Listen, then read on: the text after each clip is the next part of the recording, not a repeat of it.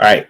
Next thing I want to talk about, Terence Crawford. Obviously, we talked about that fantastic win on September 13th in Vegas, going up 2 weight classes, beating Canelo Alvarez, becoming an undisputed super middleweight champion. So, Ring Magazine recently posted something on social media showing Terence this particular image. I think this is the one. I don't know which belt this is. I think this might be the belt, but it doesn't. I don't know. It doesn't seem to match the description. But anyway, this belt is made of 100% gold, solid gold, and is apparently worth $188,000. That's crazy work. That's crazy work. It's dope. I mean, if there's anybody in boxing or whatever, combat sports who deserves that, it definitely is Terence. I think he is the undisputed. I said this in the previous video. Just I don't really see how we could talk about anybody else being the pound for pound #1 fighter. To me, I think his accomplishment beating Canelo jumped him over Alexander Usyk. Even Alexander Usyk admitted it. He said Terence Crawford is the #1 fighter. He said, I'm not the #1 fighter. Terence Crawford is. He said that actually even before Crawford beat Canelo. So now, even more so, right? You would think that that would still be his opinion. But I just thought that belt was pretty amazing, and 100% gold is crazy work. And it's such a Turkey Al Sheikh sort of a flex.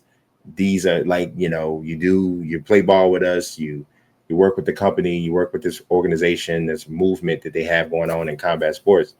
And this is the types of spoils of victory you get a chance to have. And, I'm happy. I really honestly am very happy for Terence Crawford's success. I can 100% admit when the fight first was, discussed and I was nervous.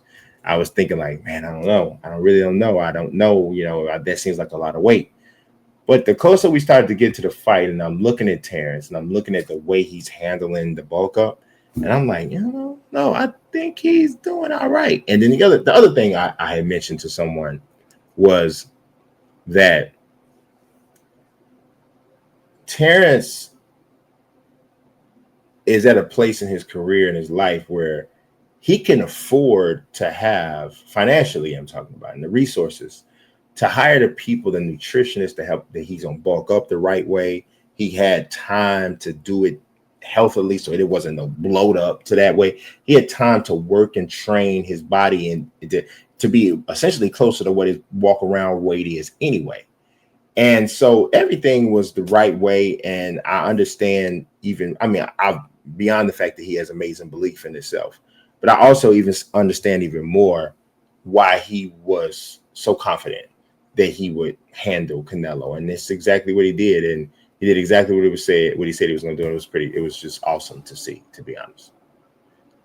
All right. I'm still talking about Crawford. I'm going to answer a question that I saw on All the Smoke on social media. They posted a picture with Terence at the bottom, and they had Floyd Mayweather, Manny Pacquiao, and Alexander Usyk on the post. And they asked the question, where does Bud Crawford rank among these elite boxers?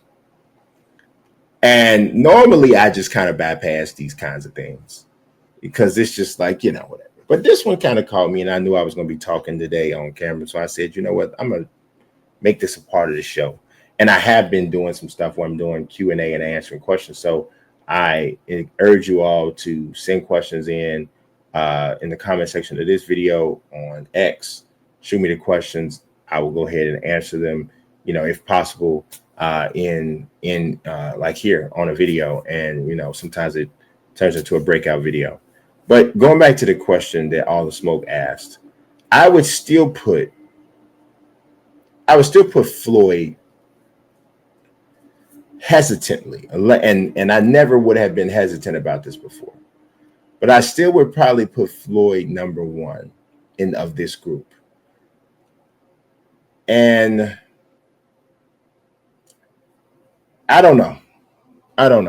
I'm if you'd asked me this before September 13th, I would have definitely said Floyd #1.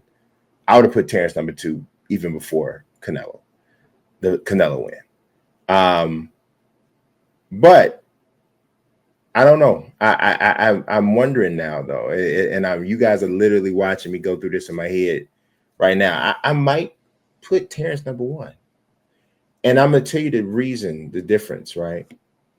The difference is the string, and I know it stopped with Madrimov, but the string of knockouts, the amount of divisions that he's been champion at, and the crazy, well, it seemed crazy at the time, but crazy, seeming almost unprecedented jump up 2 weight classes to not just beat anybody.